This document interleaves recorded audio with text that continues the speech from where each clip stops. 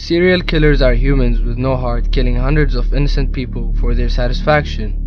This video lists serial killers who killed, raped, tortured, and even ate corpses of young victims. Here are 5 worst serial killers. Zodiac Killer.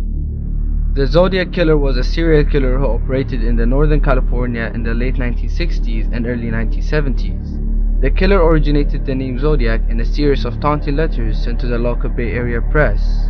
These letters included 4 ciphers. Of the 4 ciphers sent, only one has been definitively solved.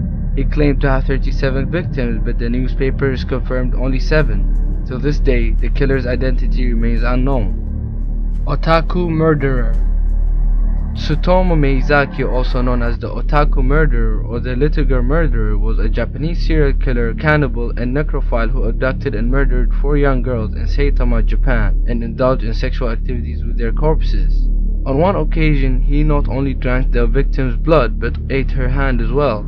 He also preserved body parts as trophies and sent postcards to families describing the murder. Meizaki was hanged in 2008, aged 45. The Angel of Death. Charles Edmund Cullen is a former nurse who is the most prolific serial killer in New Jersey history and is suspected to be the most prolific serial killer in American history. He confessed to authorities that he killed up to 40 patients during the course of his 16-year nursing career. Experts have estimated that Charles Cullen may ultimately be responsible for 400 deaths.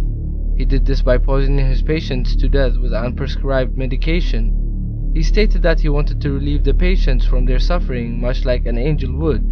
Charles has been imprisoned for life. The Monster of the Andes. Pedro Alonso Lopez is a Colombian serial killer who was sentenced for killing 80 girls between the ages of 8 and 12, but claims to have raped and killed more than 300 girls across his native country than Peru and Ecuador.